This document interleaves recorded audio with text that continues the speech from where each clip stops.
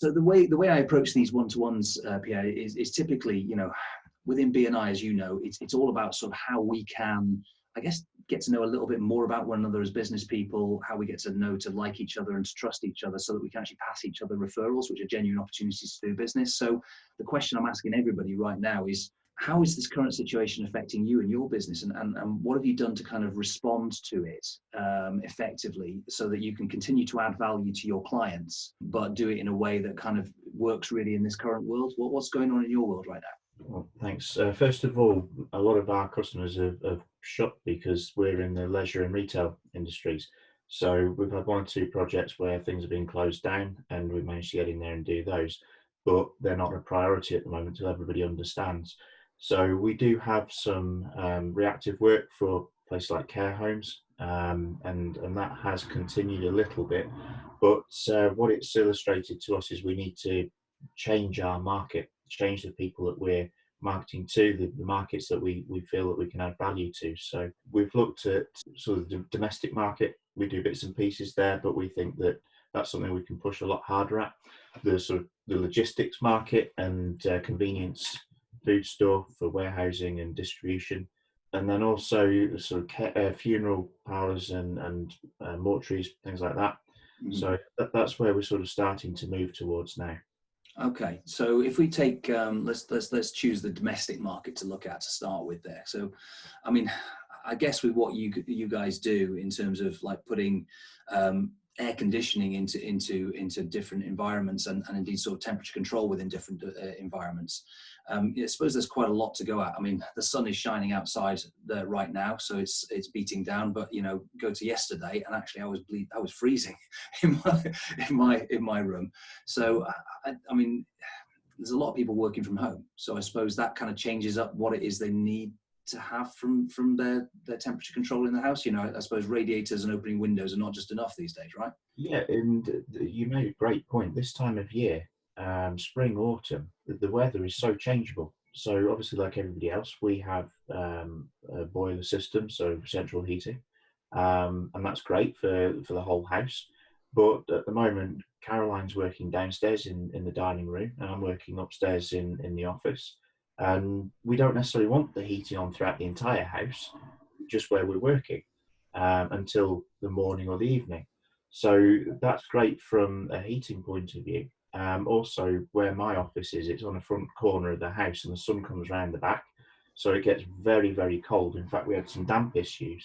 And now with the AC unit, we can just temper that off, and we don't have any damp issues anymore. So that's been really great. Very efficient way of heating. And then obviously in the summer, when it does get hot, then you've got the cooling aspect. So we had the AC on in the bedroom last night, much more comfortable. We didn't put it on to start with, and Caroline woke up in the night, it's like, I'm boiling. So on it goes, dead simple. So that's really interesting, because you know what, I just associate AC or air conditioning with my car, because I've got the little AC button there, and I flick that on when I want to cool down. So you're saying it actually heats the room up as well. It kind of actually, when you say temperature control, it actually controls the temperature. It's not just cooling you down, right? Yeah, you've got humidity, fan, cooling, heating. And I think what you're saying is exactly right. It's what a lot of people say. The majority of people's experience of air conditioning is in the car.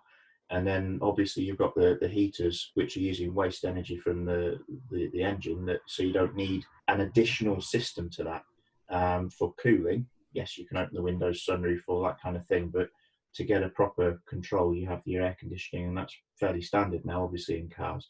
You go into restaurants, you don't see it, you're comfortable. That's the idea of air conditioning. If it's done right, you don't even know it's there. It's not in your frame of mind. Retail, with all the lighting and everything they do for their displays, people walking around, all of that creates energy. Energy creates heat, and people become uncomfortable. So we put the air conditioning in. We keep everything temperature controlled. In shops and retail, we'll obviously change the air as well. So you've got fresh air, take the stale air out, bring fresh air in, and we've got energy efficient ways of doing that as well, so that we're not wasting either the heating or the cooling in the office to start with, in the environment to start with. Fantastic. So, I mean, looking at it from I guess a domestic point of view, I mean, you've said that Caroline, your wife works downstairs from you. I'm in a very, very similar situation. I'm currently talking to you from my sort of upstairs back bedroom, albeit I've got this sort of virtual display behind me, a bit like you've got with yours as well, pretending I'm in an office even though I'm not.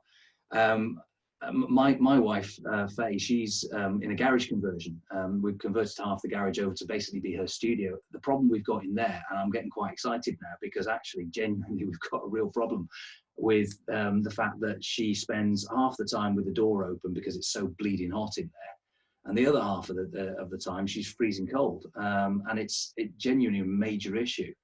And also she runs a couple of things, like she's got a laser cutter in there, so conditioning the air, actually purifying the air, you know, getting any sort of does it deal with like sort of particulates and kind of little bits and pieces in the air and all stuff like that?